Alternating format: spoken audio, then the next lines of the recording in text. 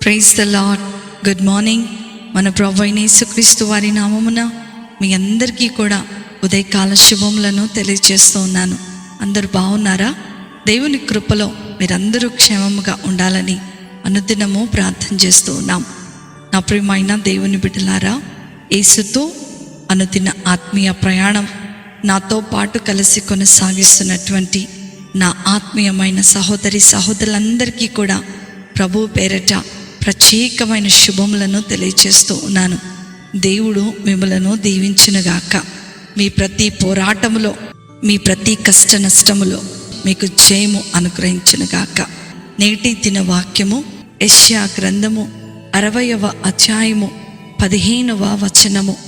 నిన్ను శాశ్వత శోభాతిశయముగాను బహుతరములకు సంతోష కారణముగాను చేసేదను.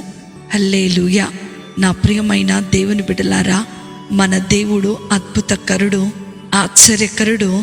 ఆయనకు అసాధ్యమైనది ఈ లోకమందే కానీ పరలోకమందే కానీ ఏదియూ లేదు. ఆయన మాట ఇచ్చి దాన్ని నెరవేర్చువాడై ఉన్నాడని దేవుని యొక్క వాక్యము సెలవిస్తూ ఉంది. ఆయనను ప్రేమించి ఆయన మార్గములో నడిచే వారిని గురించి దేవుడు యెషయా భక్తుని ద్వారా ఈ అద్భుతమైనటువంటి మాటలను పలికిస్తూ ఉన్నాడు.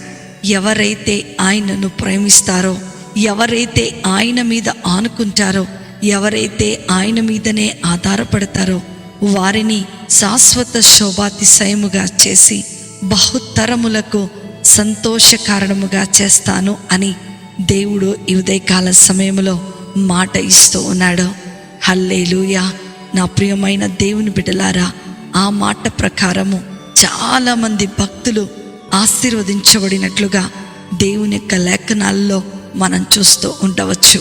ఉదాహరణకు అబ్రహామును, దావీదును, దానియేలును, పౌలును, ఇలా అనేక మంది భక్తులను లేఖనాలలో మనము గమనించినట్లయితే వారు సంతోష కారణముగా ఉండటానికి గల కారణం దేవునిని వారు ప్రేమించటమే. వారి విశ్వాసం దేవుణ్ణి వారు ప్రేమించిన విధం చూస్తే అది మనకు చాలా అద్భుతంగా ఆశీర్వాదకరముగాను ఆనందంగాను ఉంటూ ఉంటుంది. దేవుడు భక్తులైన వారికి మాత్రమే కాదు, కానీ ఇప్పుడు వాక్యం వింటున్నటువంటి నీకు నాకు కూడా ఈ వాగ్దానాన్ని ఇస్తూ ఉన్నాడు.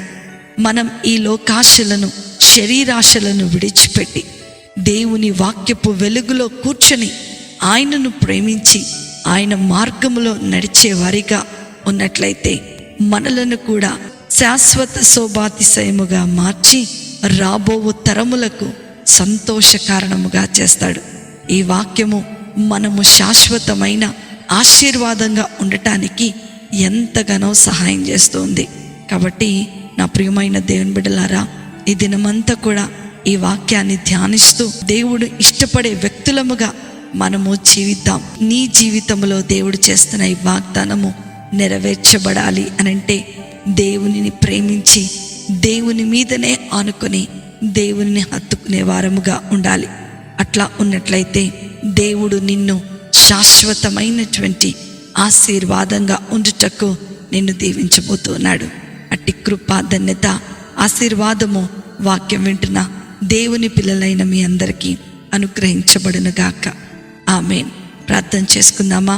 మమ్మలను మిక్కిలిగా ప్రేమించిన మా ప్రియ పరలోకపు తండ్రి యేసు స్వామి, మీకున్నతమైన ఘనమైన నామమును బట్టి మీకు వందనాలు ప్రభువా. ఈ ఉదయకాల సమయములో మమ్ములను శాశ్వత శోభాతిశయముగాను బహుతరములకు సంతోష కారణముగా చేస్తానని చేస్తానన్నటువంటి మీ వాగ్దానమును బట్టి మీకు వందనాలు. శాశ్వతమైనటువంటి ఆశీర్వాదముగా మేముండటానికి మీరు మాకు సహాయం చేయండి. ఎల్లవేళలా, అనుదినము, అనుక్షణము, ప్రతి పరిస్థితిలో కూడా మిమ్ములను మాత్రమే ప్రేమించే వారిగా, మీ యందు విశ్వాసముంచి మీలో ప్రభువా అంటుకట్టబడే వారముగా ఉండినట్లుగా మీరు మాకు సహాయం దయచేయండి.